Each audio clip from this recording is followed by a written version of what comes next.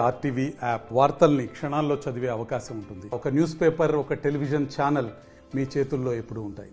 Welcome to RTV. నేను మీ గయాజ్ని. నెల్లూరు నగరంలో సంక్రాంతి పండుగ రోజున అర్ధరాత్రి అల్లరిమూకుల ఆగడాలు ఎక్కువైపోయాయి. అయినా నెల్లూరు నగరంలో పలు చోట్ల కొంతమంది ఇళ్ల ముందు రోడ్డు మీద పెట్టి ఉన్న వాహనాలను, కార్లు, జీపులు మొత్తాన్ని రాళ్లతో, కర్రలతో కొట్టి ధ్వంసం చేయడం జరిగింది. అయితే పలువురు పోలీసులకు ఫిర్యాదులు చేసినప్పటికీ ఎలాంటి స్పందన లేదని కూడా చెప్పడం జరుగుతుంది.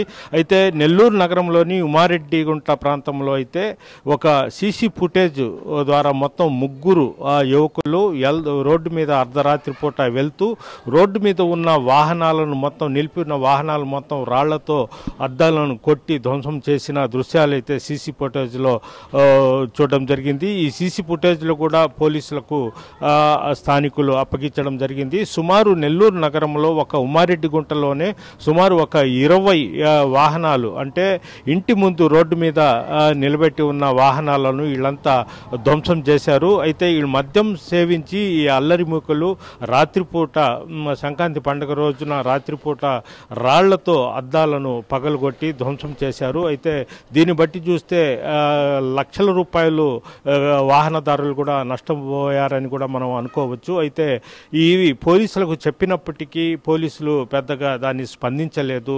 అయితే అంటే కొన్ని వాహనాలకు మాత్రం, ఇన్సూరెన్స్ ఉన్న వాహనాలకు మాత్రము ఇబ్బంది లేదు, ఇన్సూరెన్స్ లేని వాళ్ళు కూడా భారీగా నష్టపోతున్నామని కూడా చెప్తున్నారు.